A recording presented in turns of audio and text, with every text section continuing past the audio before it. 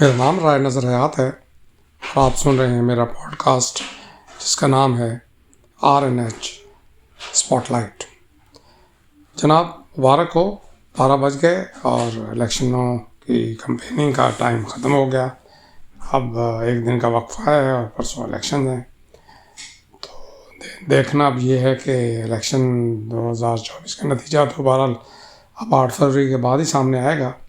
تمام سیاسی سرگرمیاں اپنے روز پر پہنچ کر ختم ہو چکی ہیں اور PTI کے حمایت یافتہ آزاد امیدوار بھی انتخابی سرگرمیوں میں مصروف نظر آتے رہے۔ انتخابات میں خاموش ووٹر لگتا ہے انقلابی تبدیلی کا پیش خیمہ بنیں گے اور اپنا فیصلہ ووٹ جو ہے وہ کاسٹ کریں گے۔ اس کمپین کے دوران ہمیں سیاسی جماعتوں کی جانب سے الیکشن جیتنے کے لیے مختلف حربے بھی دیکھنے کو ملے اور بعض حلقوں سے ووٹرز کو پیسے بانٹنے کی ویڈیوز بھی سامنے آئیں۔ دراصل ہماری سیاسی تاریخ میں الیکشن میں اپنی جیت یقینی بنانے کے لیے اس طرح کے حربے ہر دور میں استعمال ہوتے رہے۔ دوسری جانب ووٹنگ ٹرن آؤٹ کے حوالے سے بھی ابھی کافی تحفظات پائے جاتے ہیں۔ بعض انتظامی معاملات سے بھی ووٹنگ کے ٹرن آؤٹ پر فرق پڑتا ہے، جیسے حساس پولنگ اسٹیشنوں اور حساس مقامات پر ٹرن آؤٹ جو ہے وہ عموماً کم ہی دیکھنے کو ملتا ہے کہ کون نہ جان اپنی گنوانا چاہے گا، کیونکہ سیکورٹی کے مراحل سخت ہوتے ہیں اور ووٹرز کو سخت ذہنی خوف سے گزرنا پڑتا ہے، جبکہ موسمی حالات بھی ووٹنگ ٹرن آؤٹ پر خاصے اثر انداز ہوتے ہیں۔ شدید سردی میں لمبی قطاروں کی وجہ سے ووٹرز عموماً دل برداشتہ ہو کر واپس گھروں کو ہی چلے جاتے ہیں۔ دوسری جانب سیاسی جماعتوں نے پولنگ اسٹیشنز کے اندر بھی ووٹ کو چیلنج کر کے ووٹرز کو ہراساں کرنے کی مختلف اسکیمیں بنائی ہوئی ہوتی ہیں، جس کے باعث پولنگ کا عمل عموماً سست ہو جاتا ہے۔ حساس علاقوں میں متعدد پولنگ ایجنٹس اپنے مخالف کے ہر ووٹر کو چیلنج کرنے کی پالیسی پر معمور ہوتے ہیں۔ یہ طریقہ کار 1988 میں کے جو الیکشن ہوئے تھے اس میں جنرل حمید مرحوم گل نے متعارف کرایا تھا۔ وہ اپنے وقت کا وہ بھی ایک عجیب ہی کیریکٹر تھا اور اس وقت اکثر سیاسی جماعتوں نے اپنے حلقوں کے حساس پولنگ اسٹیشن پر ہی یہ طریقہ اختیار کیا تھا۔ ابتدا میں ووٹ کو چیلنج کرنے کی فیس 2 روپے مقرر کی گئی تھی، لیکن اب یہ فیس 100 روپے کر دی گئی ہے۔ 100 روپے ادا کر کے ووٹر کو چیلنج کیا جا سکتا ہے۔ ایسے ووٹر کا ووٹ علیحدہ لفافے میں شامل کر ریٹرننگ افسر کو بھجوایا جاتا ہے اور حتمی رزلٹ تیار کرتے وقت اس کو شمار کرنے کے مراحل بڑے ہی پیچیدہ اور مشکل ہوتے ہیں۔ چلیں الیکشن کمیشن آف پاکستان نے خیبر پختونخوا اور بلوچستان میں سیکورٹی خدشات کے باوجود انتخابات مقررہ وقت پر 8 فروری کو کرانے کے لیے اپنی آئینی ذمہ داری نبھانے کا عزم کو پورا کر کے دکھایا ہے۔ الیکشن کمیشن کے روایت برعکس یہ فیصلہ بھی کیا گیا کہ سپریم کورٹ آف پاکستان سے جن حلقوں کے متعلق 2 فروری کے بعد فیصلہ آیا ان حلقوں میں الیکشن ملتوی کر دیے جائیں۔ اس وقت تک 4 حلقوں میں ہی امیدواروں کے انتقال ہونے کے سبب انتخاب ملتوی کرنے کا نوٹیفیکیشن جاری کیا گیا ہے۔ ان حلقوں میں ایک ہے NA 8 باجوڑ، ایک ہے PK 22 باجوڑ، PK 91 کوہاٹ اور PP 296 سعدکاباد۔ ان حلقوں میں انتخابات کا شیڈول بعد میں جاری ہوگا۔ حال ہی میں الیکشن کمیشن کی جانب سے سپریم کورٹ آف پاکستان میں جمع کرائی گئی ایک رپورٹ میں چیف الیکشن کمشنر کا کہنا ہے کہ چیف سیکرٹریز اور IGs کو لیول پلینگ فیلڈ فراہم کرنے کے لیے سخت ہدایات جاری کر دی۔ آپ کو پتہ ہے یہ تحریک انصاف کا خاص نقطہ ہے کہ جی ہمیں لیول پلینگ فیلڈ نہیں دی جاتی، وہی لیول پلینگ فیلڈ جو ان کو 2018 میں میسر آئی اور جس کی وجہ سے انہوں نے الیکشن میں ریگنگ وغیرہ کر کے تو بنا لی اپنی حکومت۔ عام انتخابات کے نتائج الیکشن ایکٹ کے مطابق رات کے 1 بجے تک جاری کیے جا سکتے ہیں۔ البتہ ان کا میڈیا اس میں روایت غیر حتمی سرکاری نتائج دینے کا سلسلہ جاری رکھے گا۔ سرکاری طور پر ریٹرننگ آفیسر غیر حتمی رزلٹ رات 1 بجے تک جاری کریں گے، یہ عام روایت ہے اور حالات و واقعات کو مد نظر رکھتے ہوئے ریٹرننگ آفیسر اس پر عمل درآمد کریں گے۔ تحریک انصاف نے اپنے انتخابی ایجنڈے کو آگے بڑھانے کے لیے انٹرا پارٹی الیکشن عام انتخابات کے بعد تک ملتوی بھی کر دی ہیں۔ میں نے گزشتہ روز ہی بتایا تھا آپ کو کہ انٹرا پارٹی الیکشن 8 فروری کے عام انتخابات کے بعد ہی کرائے جائیں گے۔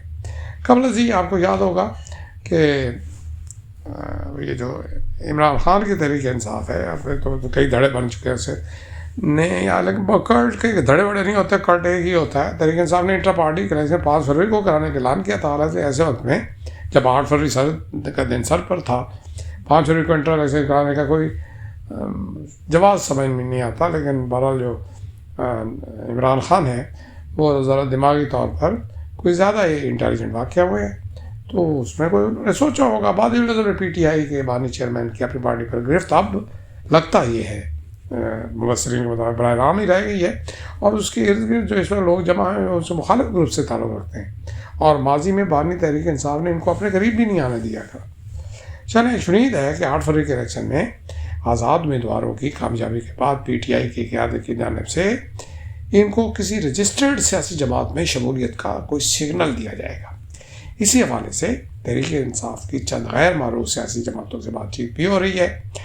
ان جماعتوں میں سب سے اہم جماعت جس پر بانی چیئرمین بھی متفق نظر آ رہے ہیں وہ ہے نہ نظر دین جماعت اسلامی ترازو۔ بلوچستان میں پی ٹی آئی مولانا شیرانی کی جماعت کے بہت نزدیک ہے، جب صوبہ اسمبلی میں ممکن ان کے ایم رہنما خالد محمود صدیقی اور امیر الحق سے رابطے ہو چکے ہوں، کیونکہ سابق وزیر اعظم اپنے دور اقتدار میں دونوں شخصیات کی ایمانداری اور ان کے ویژن سے کافی متاثر نظر آیا کرتے تھے۔ ویسے بھی متحدہ قومی موومنٹ پی ٹی آئی حکومت کی اہم اتحادی رہی ہے، اور کابینہ میں بھی اس کی نمایاں نمائندگی ہوتی تھی۔ بطور وزیر قانون بیرسٹر فروغ نسیم کی صلاحیتوں کا آپ کو یاد ہی ہوں گی، اس سے بھرپور فائدہ اٹھایا جاتا رہا عمران کے زمانے میں۔ اس وقت ملک اہم ترین موڑ سے گزر رہا ہے، اور میں حال ہی میں اپنی گفتگو میں بیرسٹر فروغ نسیم نے بتایا اور اشارہ دیا کہ ملک کی وحدت و سالمیت شدید خطرات میں ہے، لیکن بہرحال یہ بات اہمیت کی عامل ہے کہ ایک بندہ جو اہم اقتدار کے بہت قریب ہے وہ ہمیشہ اس طرح کی بات کر رہا ہے۔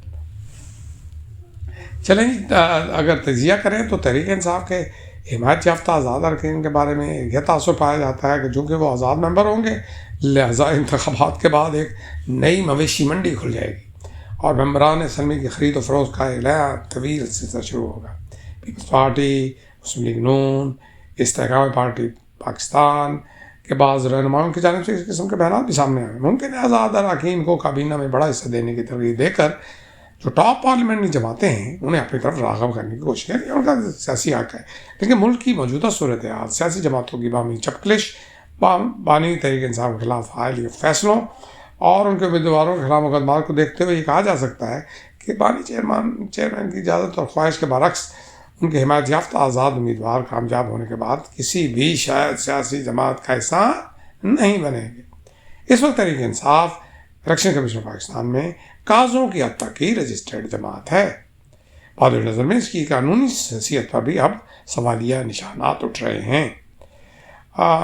جو ہے ان کا وکیل ہے سلمان اکرم راجہ، اس کی آئینی پٹیشن اس وقت سپریم کورٹ میں زیر سماعت ہے، جبکہ الیکشن کمیشن اس پر اپنا فیصلہ محفوظ کر چکے ہیں۔ انہوں نے اپنی پٹیشن میں موقف اختیار کیا کہ فارم 33 میں میرا نام آزاد امیدوار کی بجائے پی ٹی آئی کے امیدوار کے نام کے طور پر درج کیا جائے، کیونکہ انہوں نے اپنے کاغذات نامزدگی کا پارٹی سرٹیفکیٹ بھی لفظ کیا ہے۔ اب اس کا دعویٰ ہے کہ ہماری جماعت کو انتخابی نشان نہیں ملا، لیکن پی ٹی آئی بطور جماعت تو ختم نہیں ہوئی۔ لاہور ہائی کورٹ نے ان کی درخواست پر 25 محفوظ فیصلہ کیا جو 29 جنوری کو سنایا گیا۔